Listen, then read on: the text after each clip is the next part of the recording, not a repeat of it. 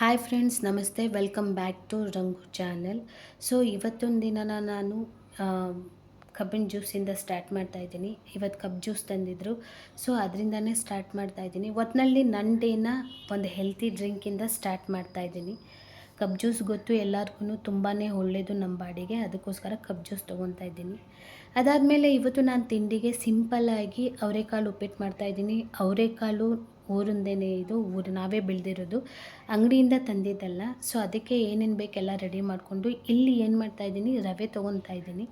ರವೆ ಹುರ್ಕೊತಾ ಇದ್ದೀನಿ. ಸ್ವಲ್ಪ ಎಣ್ಣೆ ಹಾಕಿ ರವೆ ಹುರ್ಕೊತಾ ಇದ್ದೀನಿ. ಇಲ್ಲಿ ಉಪ್ಪಿಟ್ಟು ಎಲ್ಲರೂ ಮಾಡ್ತಾರೆ, ಸೊ ನಾನು ಯಾವ ರೀತಿ ಮಾಡ್ತಾಯಿದ್ದೀನಿ ಅನ್ನೋದನ್ನ ತೋರಿಸ್ತಾ ಇದ್ದೀನಿ ಅಷ್ಟೇ. ಎಲ್ಲರಿಗೂ ಉಪ್ಪಿಟ್ಟು ಬಂದೇ ಬರುತ್ತೆ, ಬಟ್ ನನ್ನ ಸ್ಟೈಲ್ ಯಾವ ಥರ ಇರುತ್ತೆ ಅನ್ನೋದನ್ನ ತೋರಿಸ್ತಾ ಇದ್ದೀನಿ ಅಷ್ಟೇ.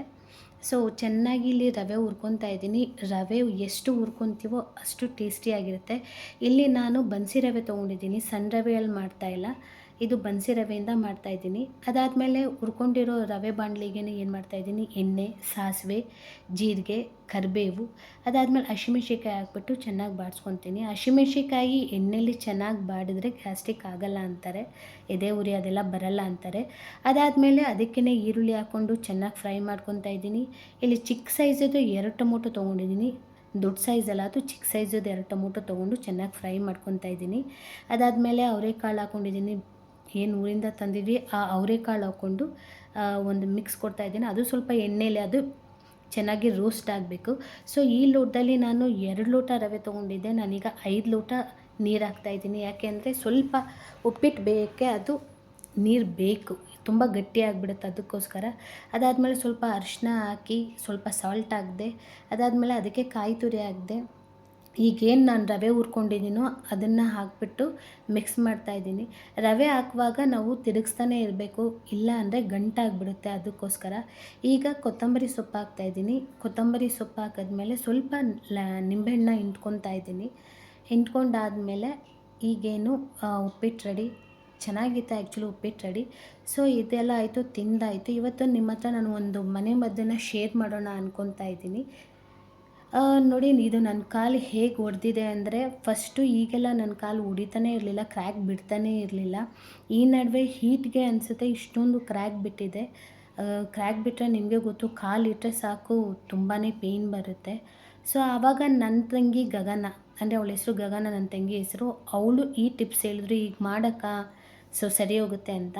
ನಾನು 4-5 ದಿವಸದಿಂದ ಈ ಟಿಪ್ಸ್ನ ಫಾಲೋ ಮಾಡ್ತಾಯಿದ್ದೀನಿ. ನನಗೆ ತುಂಬಾ ಇಂಪ್ರೂವ್ಮೆಂಟ್ ಸಿಕ್ಕಿದೆ. ಈಗೇನು ನೋಡ್ತಾ ಇದ್ದೀರಾ ಇಲ್ಲಿ, ಅದಕ್ಕಿಂತ ಸಿಕ್ಕಾಪಟ್ಟೆ ಜಾಸ್ತಿ ಕ್ರ್ಯಾಕ್ ಆಗಿತ್ತು, ಈಗ ಅದು ಹೀಲ್ ಆಗಿದೆ. ಸೊ ಅದಕ್ಕೆ ನಾನು ಏನು ಮಾಡ್ತಾಯಿದ್ದೀನಿ ಅಂದರೆ, ಈಗ ಒಂದು ಬೌಲ್ಗೆ 1 ಚಮಚ ಕೊಬ್ಬರಿ ಎಣ್ಣೆ ತೊಗೊತಾ ಇದ್ದೀನಿ. ಅದಾದಮೇಲೆ ಸ್ವಲ್ಪ ವ್ಯಾಸ್ಲಿನ್ ತೊಗೊತಾ ಇದ್ದೀನಿ. ಸೊ ವ್ಯಾಸ್ಲಿನ್ ಕೂಡ ಅದಕ್ಕೆ ಹಾಕ್ಕೊಂಡು ಇಲ್ಲೇನು ಮಾಡ್ತಾಯಿದ್ದೀನಿ, ಅರ್ಧ ನಿಂಬೆಹಣ್ಣು ತೊಗೊತಾ ಇದ್ದೀನಿ. ಅರ್ಧ ನಿಂಬೆಹಣ್ಣನ್ನ ಅದಕ್ಕೆ ಹಿಂಡ್ಕೊತಾ ಇದ್ದೀನಿ. ಹಿಂಡ್ಕೊಂಬಿಟ್ಟು ಏನು ಮಾಡಬೇಕು, ಚೆನ್ನಾಗಿ ಮಿಕ್ಸ್ ಮಾಡಬೇಕು. ಅದು ಮೂರೂ ಕೂಡ ಮಿಕ್ಸ್ ಆಗಬೇಕು ಚೆನ್ನಾಗಿ. ಸೊ ಇದನ್ನು ನಾನು 4-5 ದಿವಸದಿಂದ ಕಂಟಿನ್ಯೂಯಸ್ ಆಗಿ ಹಚ್ತಾ ಇರೋದ್ರಿಂದ ನಿಜವಾಗ್ಲೂ ತುಂಬಾ ಒಳ್ಳೆ ರಿಸಲ್ಟ್ ಸಿಕ್ಕಿದೆ ನನಗೆ. ನೀವು ಕೂಡ ಟ್ರೈ ಮಾಡಿ ನೋಡಿ. ಅಂದರೆ 15 ದಿವಸದವರೆಗೂ ಕಂಟಿನ್ಯೂಯಸ್ ಆಗಿ ಟ್ರೈ ಮಾಡಬೇಕು. ನಂಗೆ 4-5 ದಿವಸಕ್ಕೆ ರಿಸಲ್ಟ್ ಸಿಕ್ಕಿರೋದ್ರಿಂದ 15 ದಿವಸಕ್ಕೆಲ್ಲ ನನಗೆ ಏನು ಕಾಲು ಹೊಡೆದಿದೆ ನೀಟಾಗಿ ಆಗುತ್ತೆ, ಸ್ಮೂತ್ ಆಗುತ್ತೆ ಅಂತ ನನಗೆ ಅನಿಸ್ತಾ ಇದೆ.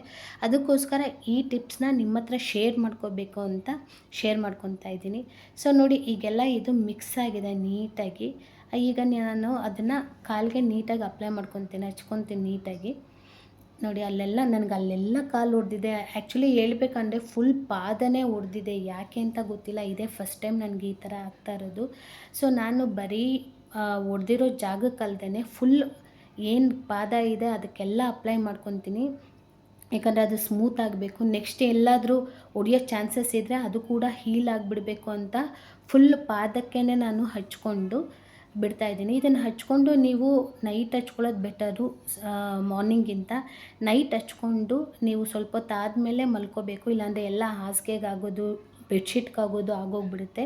ಇಲ್ಲಾಂದರೆ ನೀವು ಸಾಕ್ಸ್ ವೇರ್ ಮಾಡಿ ಕೂಡ ಮಲ್ಕೊಬೋದು, ಸಾಕ್ಸ್ ಹಾಕ್ಕೊಂಡು ಕೂಡ ಮಲ್ಕೋಬೋದು. ಸಾಕ್ಸ್ ಹಾಕೋಕ್ಕಿಂತ ಮುಂಚೆನೂ 1/2 ಅವರ್ ಬಿಟ್ಟೇ ನೀವು ಸಾಕ್ಸ್ ಕೂಡ ಹಾಕ್ಕೊಬೇಕು, ಇಲ್ಲಾಂದರೆ ಎಲ್ಲನೂ ಸಾಕ್ಸ್ಗೆ ಆಗೋಗ್ಬಿಡುತ್ತೆ. ಒಂದು 1/2 ಅವರ್ ಬಿಟ್ಟಾಗ ನಾವು ಏನು ಇದನ್ನು ಅಪ್ಲೈ ಮಾಡಿದ್ದೀವೋ ಅದೆಲ್ಲ ಕಾಲು ನೀಟಾಗಿ ಪಾದ ಅದೆಲ್ಲ ಅಬ್ಸರ್ವ್ ಮಾಡುತ್ತೆ, ಅದನ್ನು ನೀಟಾಗಿ ಅಬ್ಸರ್ವ್ ಮಾಡುತ್ತೆ. ಅದಕ್ಕೋಸ್ಕರ ಸ್ವಲ್ಪ ಹೊತ್ತು ಬಿಟ್ಟು ನೀವೇನು ಸಾಕ್ಸ್ ಹಾಕ್ತಿರೋ ಮತ್ತೊಂದು ಹಾಕ್ತಿರೋ ಅದನ್ನು ಮಾಡಿಕೊಂಡು ಮಲ್ಗೋದ್ರಿಂದ ಬೆಳಿಗ್ಗೆ ಸ್ಮೂತ್ ಆಗುತ್ತೆ. ಸೊ ನಾನು ಇಲ್ಲಿ ಜೆಲ್ ಸಾಕ್ಸ್ ಯೂಸ್ ಮಾಡ್ತಾಯಿದ್ದೀನಿ. ಜೆಲ್ ಸಾಕ್ಸ್ ಯೂಸ್ ಮಾಡಿ ಹಾಫ್ ಆನ್ ಅವರ್ ಆದಮೇಲೆ ಅದನ್ನು ತೆಗೆದ್ಬಿಟ್ಟು ಮಲಗ್ತೀನಿ. ಸೊ ನಾನು ಈ ಥರ ಮಾಡೋದ್ರಿಂದ ನನಗೆ ಸಿಕ್ಕಾಪಟ್ಟೆ ಬೆನಿಫಿಟ್ ಸಿಕ್ಕಿದೆ.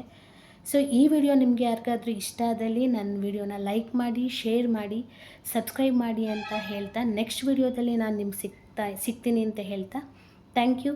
ಬಾಯ್.